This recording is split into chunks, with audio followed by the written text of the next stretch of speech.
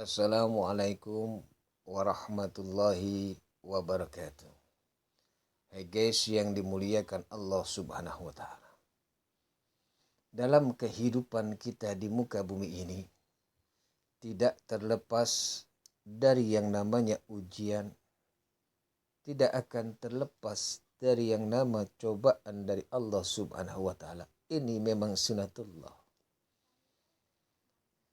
Lalu bagaimanakah kita menghadapi ujian-ujian yang Allah berikan, cobaan-cobaan yang Allah limpahkan kepada kita? Di mana di dalam surah Al-Baqarah dikatakan, A'udzubillahi minasyaitonirrajim. Wa basyiris sabirin alladzina idza asabathum musibah qalu inna lillahi wa inna ilaihi rajiun. Beri kabarlah kepada orang-orang yang sabar. Allah memang akan selalu melimpahkan, akan selalu menguji hambanya dengan ujian dan cobaan-cobaan agar kita menjadi orang yang sabar. Sebagaimana yang tadi di dalam firman Allah subhanahu wa ta'ala, berikanlah kabar gembira. Kabar gembira bagi siapa? Bagi orang-orang yang sabar. Siapa orang-orang yang sabar itu?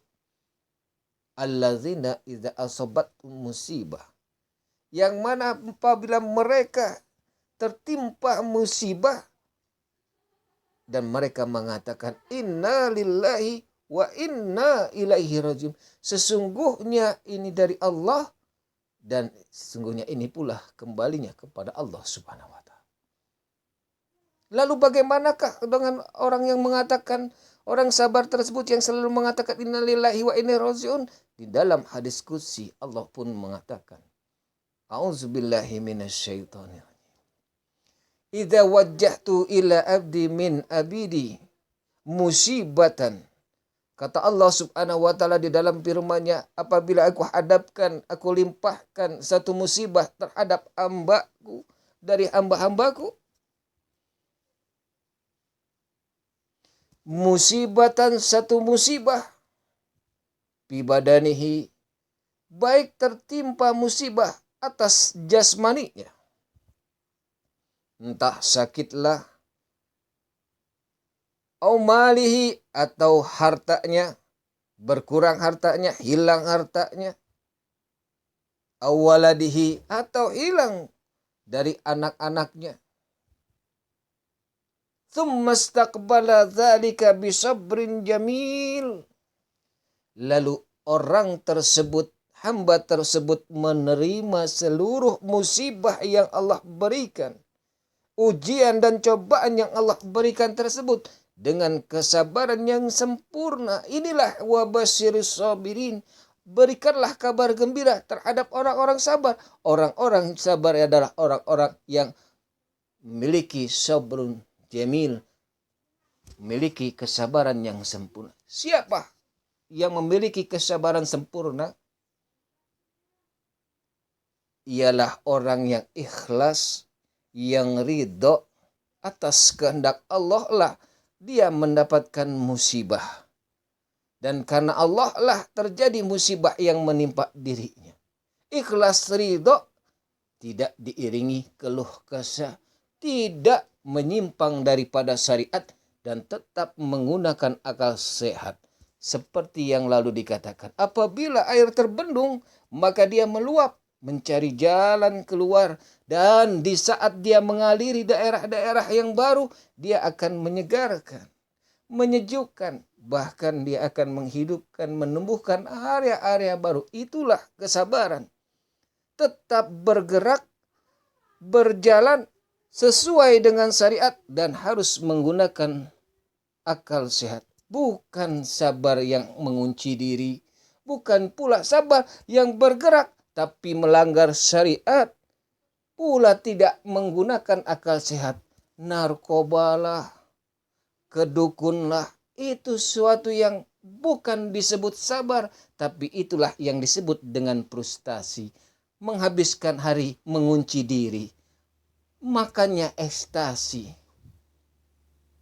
Terjadilah frustasi, patah hati. Bukan seperti itu kesabaran yang Allah berikan.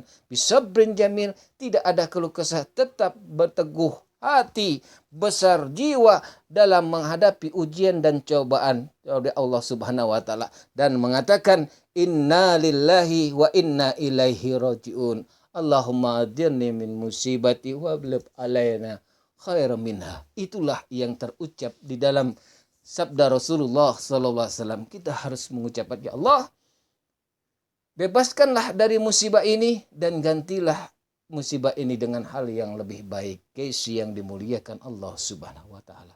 Indah kalau kita menghadapi segala ujian dan cobaan, itu adalah memang kehendak Allah. Kita akan lebih lagi mendekatkan diri, kita lebih lagi introspeksi diri, kita menyadari bahwasanya kita adalah sebagai hamba yang tidak memiliki kekuasaan apapun. Hanya kepada Allah lah tempat berlindung, dan kepada Allah lah kita mohon pertolongan. Guys yang dimuliakan Allah Subhanahu wa taala. Makanya di dalam hadis qudsi itu, Allah pun kalau kita telah memiliki kesabaran, mohon perlindungannya, mohon pertolongannya, sabar dalam menapaki kehidupan ini dengan ujian dan cobaannya. Kata Allah Subhanahu wa taala dalam hadis qudsi tersebut, istahyaitu minhu, aku pun malu terhadap orang yang memiliki kesabaran yang sempurna ini, yaumal qiyamah, di hari kiamat nanti, an asiba lahu mizanan, untuk menimbang di hari penimbangan. Allah malu, artinya kita tidak akan ditimbang seluruh amal kita. Allah selalu langsung menempatkan kita di surganya Allah Subhanahu. Allah malu. Guys yang dimuliakan Allah Subhanahu, sangatlah terpuji memiliki kesabaran ini. Maka kita sebagai seorang muslim, hendaklah kesabaran setiap apapun yang kita hadapi, baik dalam kehidupan kita, baik dalam pekerjaan kita, baik dimanapun kita tinggal. Tidak ada orang yang tidak menyukai kita, pasti akan ada. Dan bukan pula tidak ada orang yang mengomongi kita, pasti ada orang yang mengomongi kita. Namun hendaklah kita memohon perlindungan kepada Allah. Kalau kita tidak akan bisa menutup mulut-mulut orang yang membicarakan kita, tapi kita mempunyai dua tangan ini cukup untuk menutup telinga kita dari pendengaran orang-orang lain. Tapi yang jelas kita harus menjalankan syariat Islam dan menggunakan akal sehat kita. Guys yang dimuliakan Allah Subhanahu wa taala, Allah pun malu kalau kita memiliki sabrun jamil ini, kemuliaan kesabaran ini, kesempurnaan kesabaran ini. Lalu kata Allah Subhanahu wa taala, an ansyura lahu diwanan. Allah pun tidak akan mau mencatat dan memberikan buku catatan kepada kita. Allah langsung menempatkan tanpa Allah hisab, tanpa Allah melihat buku catatan, langsung Allah masukkan ke surganya. Guys yang dimuliakan Allah Subhanahu wa taala. Nabi Ayub alaihissalam bukan nabi yang dari dahulunya dengan kemiskinan. Bukan yang dari dulu. Nabi Ayub adalah orang yang memiliki wajah yang tidak rupawan.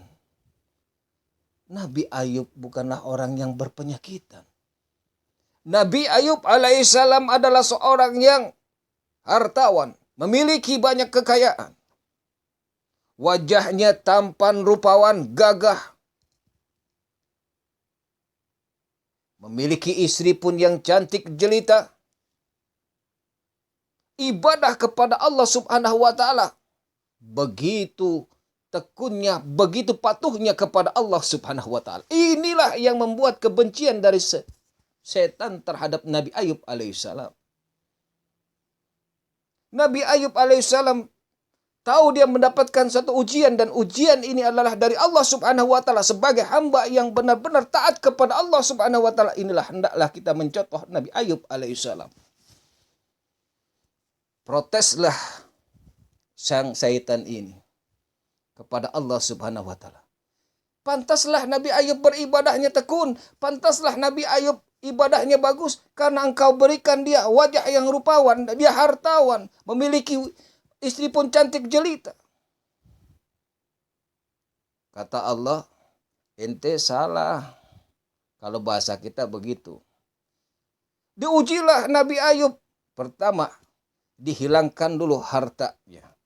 Dengan kemiskinan Nabi Ayub tetap beriman kepada Allah. Dengan penyakitnya yang merupakan tadinya wajahnya yang begitu gagah dan wajahnya yang begitu tampan rupawan dan gagah, akhirnya dia seperti orang berpenyakitan. Tetap dia beribadah, teguh jiwa, besar hati, tetap beriman kepada Allah. Bahkan akhirnya istrinya pun meninggalkan dia dan dia pun diasingkan dalam keadaan yang begitu banyak penyakitnya.